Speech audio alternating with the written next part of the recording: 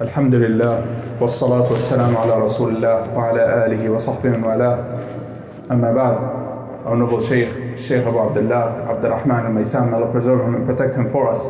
He reminded us of an important matter. Allah started by saying and mentioning that Allah subhanahu wa ta'ala had sent down the best of the books, the best of His speech subhanahu wa ta'ala, the best of the books, this noble Quran. Allah subhanahu wa ta'ala, this is the best of the speech because it is the speech of Allah subhanahu wa ta'ala. Allah subhanahu wa ta'ala said the Quran, and Jibreel alayhi salam, the messenger, the angel of Allah subhanahu wa ta'ala, he heard it from Allah subhanahu wa ta'ala, the best of the angels, and he brought it down to the best of the messengers and the most noble of all the prophets and the messengers of Allah, our Prophet Muhammad sallallahu alayhi wa sallam. And he brought it down, and it came down in the best of months, the month of Ramadan, in the best of places. So this is a noble Quran. This is the noble speech of Allah subhanahu wa ta'ala. Allah subhanahu wa ta'ala mentioned this Quran, and Allah subhanahu wa ta'ala mentioned that if in the meaning of the ayah, that had this Quran been sent down upon a mountain, then you will find that it has tranquility, and it will humble itself, and it will break apart out of the fear of Allah. Allah subhanahu wa ta'ala commanded us to seek refuge in Allah when we recite the Quran from the shaitan, because the shaitan is diligent in taking us away from the speech of Allah subhanahu wa ta'ala, and especially so if it is the Quran, the most noble of the speech of Allah subhanahu wa ta'ala, in which holding on to this Quran, to the book of Allah, in it is our success, our happiness in this life and the hereafter. In it is our happiness and our success and our joy in this life and the hereafter. Allah subhanahu wa ta'ala commanded us to seek refuge in Him by saying what means. And if you recite the Quran, or if you come to recite the Quran, then seek refuge in Allah from Satan, from the shaitan. Allah subhanahu wa ta'ala commanded us, if we hear the Quran, or if we hear the Quran, to listen attentively. And not only listen, but listen with paying attention, and listen attentively to the speech of Allah subhanahu wa ta'ala, so that we ponder and we understand its meanings and ponder upon its meanings. Allah subhanahu wa ta'ala commanded us to recite the Quran with clear and excellent and good recitation, as Allah subhanahu wa ta'ala said in the meaning of the ayah, and recite the Quran with clear and excellent recitation. The recitation of the Quran is a means. Reciting the Quran is a means. And the goal and the fruit is pondering upon the Quran and acting upon it. Is to act upon this Quran.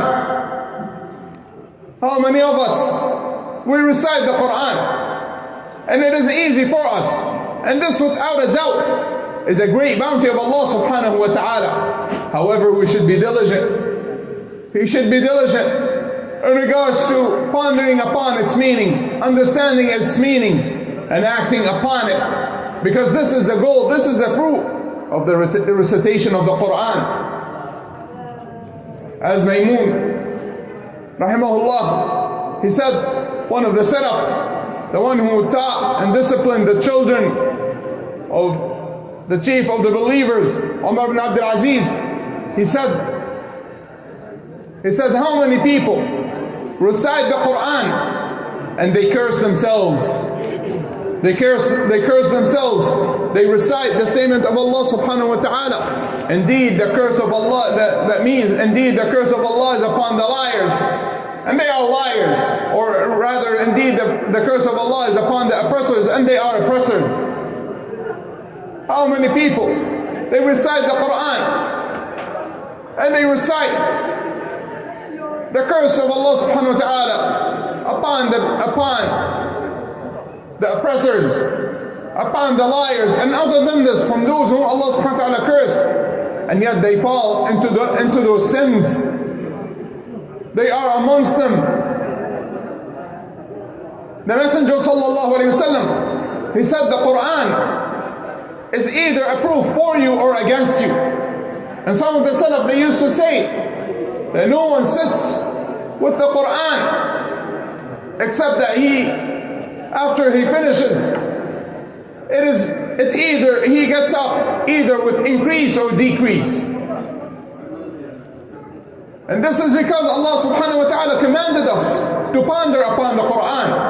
In many verses in the Quran, as Allah subhanahu wa ta'ala said in the meaning of the ayah, or do they not ponder upon the Quran, and if it was from other than Allah, then they will see great differing in it. And likewise, Allah subhanahu wa ta'ala said in the meaning of the ayah, or do they not ponder upon the Quran, or are there locks and seals upon their hearts? Allah subhanahu wa ta'ala said in the meaning of the ayah, that this is indeed a great book that we sent down to you, that is blessed, so that they ponder upon its verses, and so that they might think and understand. So Allah subhanahu wa ta'ala told us that the reason He sent down this Quran for us is to ponder upon it, to understand it and act upon it. And the people who ponder upon the Quran and act upon the Quran are the people of the Quran. And the people of the Quran are the people of Allah subhanahu wa ta'ala, whom Allah subhanahu wa ta'ala chose. The Messenger sallallahu alayhi wa sallam, he mentioned that the people of the Quran, they will come on the day of judgment and will precede them, Surah Al-Baqarah wa Surah Al-Imran, and they will intercede for them with Allah subhanahu wa ta'ala on the day of judgment. Those are the people who act upon the Quran and not merely recite it. Because there are people who are the people of the Quran who cannot recite, who are uneducated, and they do not have the knowledge, and they do not know how to recite the Quran. But yet they are from the people of the Quran because they act upon the Quran. And this is what Allah subhanahu wa ta'ala commanded us with, to act upon the Quran, to obey Allah subhanahu wa ta'ala in His commands, stay away from His prohibitions, to believe in what He informed us in the Quran. This is what Allah subhanahu wa ta'ala sent down the Quran for. Not that the people just recite it and merely recite it without pondering and thinking about it. How many people they recite the Quran? How many of us we recite the Quran? We recite the Quran, but we do not pause and think and ponder and speak to ourselves and say, Allah subhanahu wa ta'ala in this ayah is commanding us to stay away from lying. So we should prevent ourselves and we should ask ourselves, have I stopped? Have I stayed away from those prohibitions that Allah subhanahu wa ta'ala prohibited upon us in the Quran? Have I stayed away from them? Have I obeyed Allah subhanahu wa ta'ala when I recite the Quran? Have I stayed away from the prohibitions of Allah subhanahu wa ta'ala? Have I obeyed Allah subhanahu wa ta'ala in what He commanded me with? We should pause and think and ask ourselves those questions, because this is the reason why Allah subhanahu wa ta'ala sent down the Quran. Allah subhanahu wa ta'ala speaks to us in the Quran. As some of the Salaf, they used to say, whoever wants that Allah speaks to him, then he should recite the Quran. And whomsoever wants to speak to Allah, then he should pray. And this is so because the Quran is the speech of Allah, which He sent to us. So Allah subhanahu wa ta'ala speaks to us in the Quran. So we should ponder and think about the speech of Allah, so that we become from the people of the Quran.